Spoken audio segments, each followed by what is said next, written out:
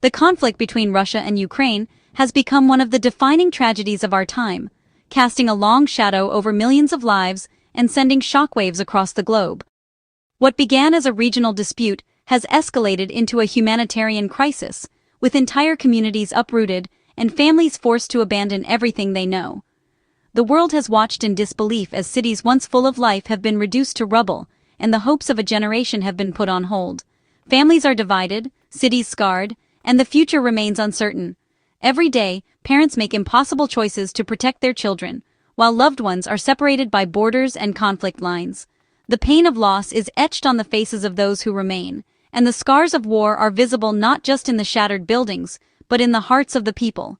The echoes of war have rippled far beyond Eastern Europe, impacting global food supplies, energy prices, and international relations. The conflict has disrupted trade routes, caused shortages in essential goods, and sent energy costs soaring. From empty shelves in distant supermarkets to factories shutting down in neighboring countries, the world feels the consequences of this war in countless ways. The world yearns for peace, a hope shared from Kyiv to Moscow and beyond. Across continents, people gather in vigils, hold up signs, and pray for an end to the violence. The desire for peace transcends borders, languages, and politics, uniting people in a common longing for safety, stability, and a return to normal life. Every day the fighting continues, the human cost grows, making the path to normalcy even harder. Children are deprived of education, families are forced to live in shelters, and communities struggle to rebuild amid constant uncertainty. The wounds of war are deep, and the process of healing will take years, if not generations. In this darkness, any effort to bring the sides together is a flicker of hope.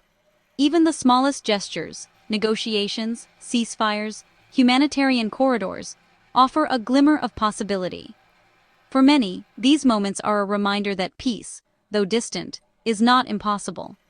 Turkey, uniquely positioned between East and West, has stepped forward as a mediator. Its geography and history give it a special role in bridging divides, and its leaders have worked tirelessly to bring both sides to the negotiating table. Under President Erdogan, Turkey has offered to host talks, seeking common ground and encouraging dialogue where others have struggled. These diplomatic efforts are a testament to the belief that even in the darkest times, diplomacy can open doors to peace. As the world watches, the question remains, can these efforts finally bring an end to this painful era? The answer is uncertain, but the hope for peace endures, echoing in every heart touched by this conflict. On November 18, 2025, Turkish President Recep Tayyip Erdogan convenes a pivotal cabinet meeting in Ankara, gathering his top ministers and advisors at a critical moment for both Turkey and the wider region. The atmosphere is tense but hopeful, as the world watches to see what direction Turkey will take amid the ongoing conflict between Russia and Ukraine. At the heart of the meeting is Erdogan's renewed push for peace talks, signaling a fresh diplomatic initiative aimed at bringing Moscow and Kyiv back to the negotiating table. The Turkish president makes a public statement, emphasizing the urgent need for dialogue and the dangers of continued escalation. Erdogan is adamant, there is no military solution to this conflict, only diplomacy can pave the way forward. He calls on both sides to set aside their differences, urging the international community to support efforts for a negotiated settlement. Behind the scenes, Turkish diplomats are working tirelessly, analyzing the shifting dynamics of the war and exploring every possible avenue for dialogue. Their efforts reflect Turkey's long-standing commitment to regional stability and its unique position as a bridge between East and West. This new initiative comes on the heels of Foreign Minister Hakan Fidan's recent remarks, suggesting the conflict may be entering a suspension stage. Fidan's comments have sparked cautious optimism, hinting that a window for meaningful dialogue could be opening. Turkey's unique diplomatic ties with both Moscow and Kyiv allow Erdogan to act as a trusted intermediary.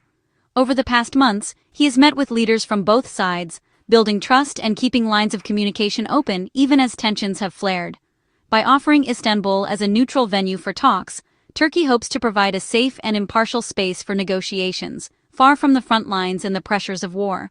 The city's history as a crossroads of civilizations makes it an ideal setting for such high-stakes diplomacy.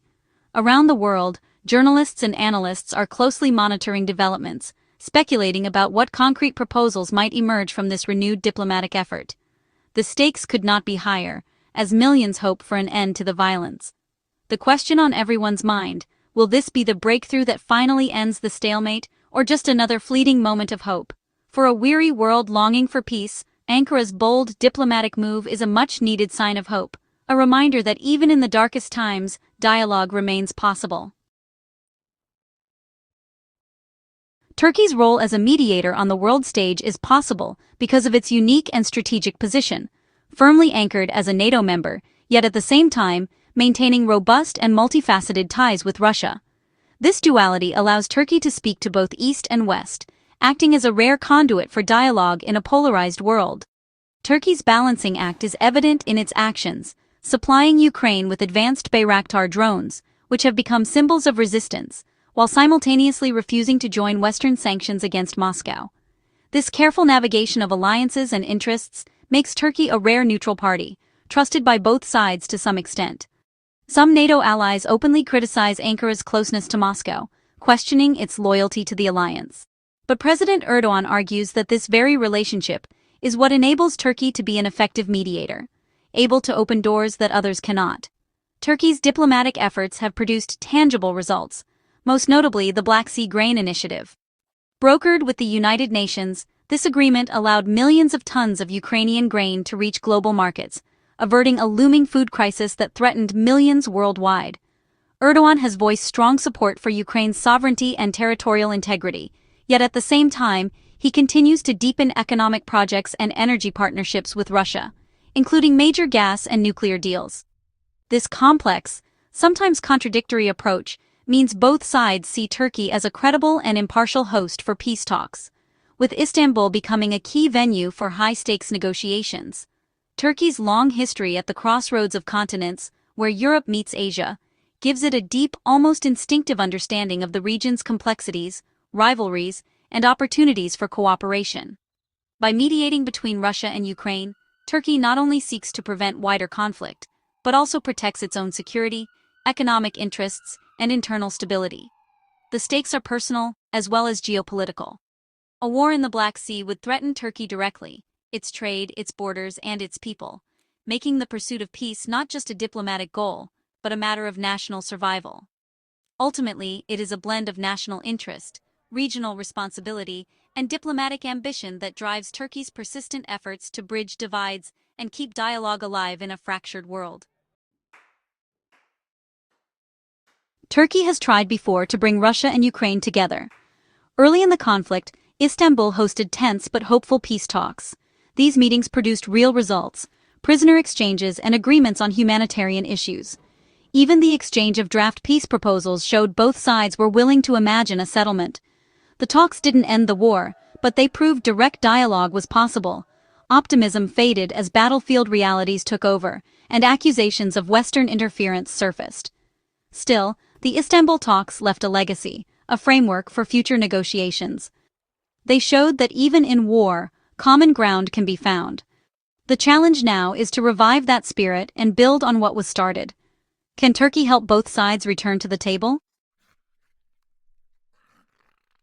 As the war drags on, direct talks seemed impossible, until Turkey's recent surprise offer. With hope fading, Ankara's new proposal injects fresh possibility. Turkey isn't just inviting talks, it's offering a carefully crafted diplomatic path forward. Both sides may be feeling the strain and ready to consider alternatives to endless fighting. Istanbul is again offered as a safe, neutral ground. Deep mistrust remains. Russia accuses Ukraine of broken promises, and vice versa. Turkey may need to act as guarantor to rebuild trust. Moscow's old proposal for working groups remains unanswered. Turkey's initiative could revive or reshape it. The challenge? Find a structure both sides can accept before talks even begin. The world waits to see if this new offer can break the deadlock. Russia publicly praises Erdogan's mediation, but its demands remain rigid. Moscow insists any peace must recognize its control over 4 Ukrainian regions, a non-negotiable point for Russia. This is a fundamental obstacle, directly challenging Ukraine's sovereignty. The Kremlin says a Putin-Zelensky summit is premature. Only negotiators should work out details first.